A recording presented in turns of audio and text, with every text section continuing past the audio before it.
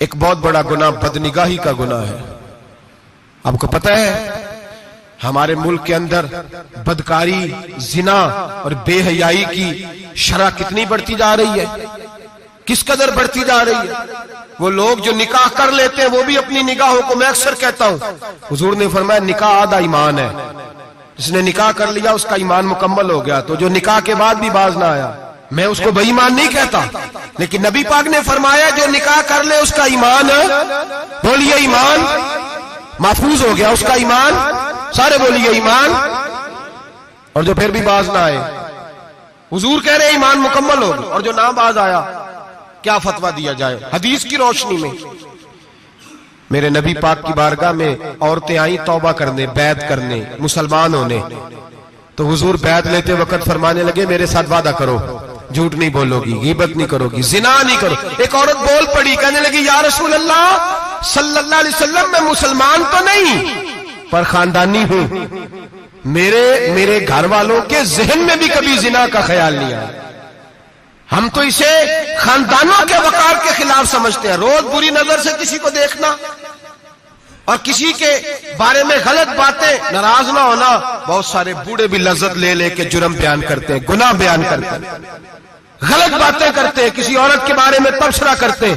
کیا سمجھتے ہیں مرد اور عورت معاذ اللہ تعالیٰ ایک کمرے میں جا کے بدکاری کرے تو وہی زنا ہے؟ میری طرف دیکھیے اور جھانک کر کے سنیے کیا عرض کر رہا ہوں، ادھر دیکھیں میری طرف. نبی پاک صلی اللہ علیہ وسلم نے فرمایا زنا زبان کا بھی ہوتا ہے، زنا کان کا بھی ہوتا ہے، زنا آنکھ کا بھی ہوتا ہے. حضور کس طرح فرمایا جس نے گند دیکھا اس نے آنکھ کا زنا کیا، جس نے لذت لے کے سنا چپ نہیں کرایا، پوری بات سنی، وہ بھی زانی ہے. اور جس نے گندی بات بولی وہ منہ کا زانی ہے، جس نے گند سوچا وہ دماغ کا زانی ہے. اور زانی کو سب سے پہلی سزا اللہ یہ دیتا ہے کہ سجدے کی لذت چھین لیتا ہے، عبادت کا سرور چھین لیتا ہے، اس کا نماز میں دل نہیں لگتا. قرآن میں سب سے پہلی سزا اسے اللہ اپنے دروازے سے دور کر دیتا ہے. بھائیو آج ہمارے سجدے بے کیف ہیں، آج لوگ غلط جگہ پہ گھنٹوں بیٹھے رہتے ہیں. مسجدوں میں لوگوں کے دلوں کو گھبراہٹ ہوتی ہے، لوگ بھاگتے ہیں. میرے نبی پاک نے فرمایا تو نظر کو پاک کر لے، اللہ تیری عبادت میں لذت پیدا فرما دے گا. میرے بھائی یاد رکھ لیں اور سن لیں، سب سے کمزور آدمی وہ ہے جس کا ذہن پاک نہیں. سب سے کمزور آدمی وہ ہے جو کردار کا غلط ہے.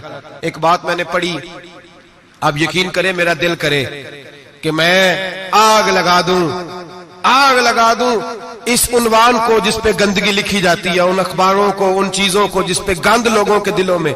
وہ انڈیا کی ایک وزیر اعظم عورت گزری تو کسی نے اس سے کہا کہ پاکستان نے تو تمہیں شکست دی ہے، تم جیت نہیں سکے بڑا ملک ہو کے.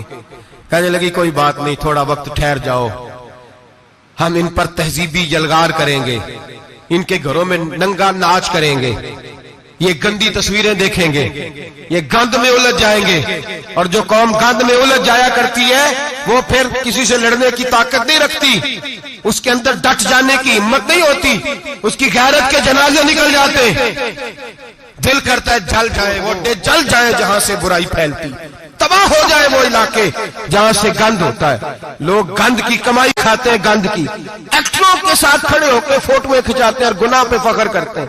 اور گندے لوگ کہتے ہیں اللہ کا فضل ہے ہم گند پھیلا رہے ہیں، ثم معاذ اللہ. لوگ گناہ پہ فخر کرتے ہیں چوکوں چوراہوں میں. محمد بن قاسم آئے ہندوستان پہ راجہ دہر کے مقابلے میں، نوجوان میری طرف دیکھیں اور صحیح ہو کے بیٹھے، خاصے صحیح ہو کے بیٹھے، تقریر نہیں کر رہا، جذبات کا. میرے جذبات سنیں، دل کے پھپولے جل رہے ہیں حسینے کے داغ سے. اللہ کی قسم روح کی گہرائی سے بات کر رہا ہوں، وہ بات کر رہا ہوں جو سینہ کہہ رہا ہے کہ پھٹ جائے اور کہنا نہ پڑے.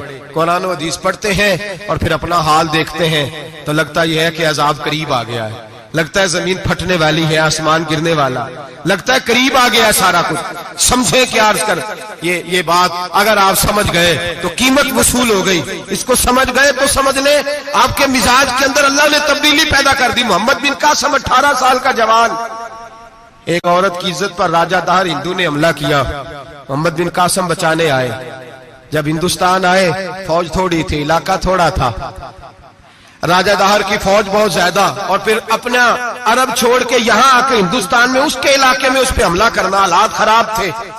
محمد بن قاسم پریشان ہے۔ ایک بزرگ نے دیکھا، کہنے لگے پریشان کیوں ہو؟ کہنے لگا سوچتا ہوں علاقہ بھی اس کا، فوج بھی اس کی، میرے فوجیوں کو تو رستوں کا بھی نہیں پتا، کیسے جنگ کریں گے، کدھر سے آئیں گے، اور پھر ہمیں زبان بھی نہیں آتی، کیسے کام ہوگا، ڈر رہا ہوں۔ 2-4 دن گزرے تو محمد بن قاسم اشاش بشاش ہو گئے۔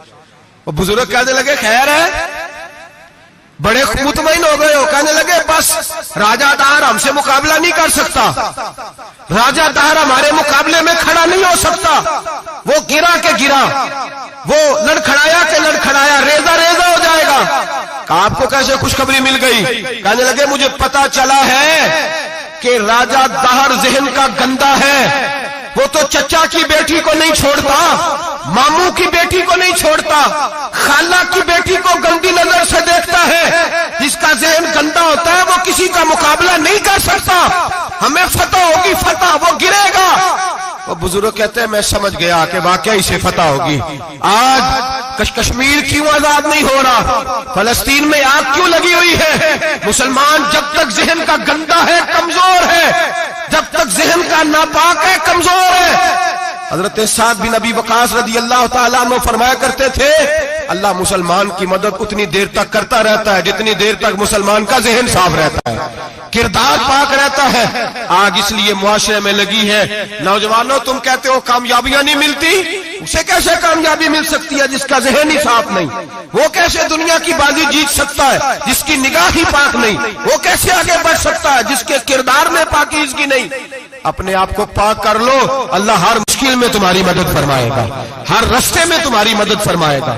اور میں نے کہا جب آدمی ناپاک ہوتا ہے تو رب کریم اس سے عبادت کی لذت چھین لیتا ہے، اور اللہ کی سب سے بڑی سزا یہ ہے کہ کسی کو سجدہ نہ لمبا کرنا دے۔ رب کریم سب سے زیادہ اس سے ناراض ہے جس کو قرآن پاک کی کھولنے کی توفیق نہ ہو۔ سب سے زیادہ رب کریم اس شخص سے ناراض ہے جو اللہ کی بارگاہ میں جھکنے کی لذت چھوڑ جائے۔ میرے نبی پاک سید عالم علیہ السلام کے صحابہ لمبی عبادتیں کرتے تھے، لمبی۔ کسی نے کہا تھا روم کے بادشاہ تھے کہ یہ مسلمان فاتح کیوں ہو جاتے ہیں؟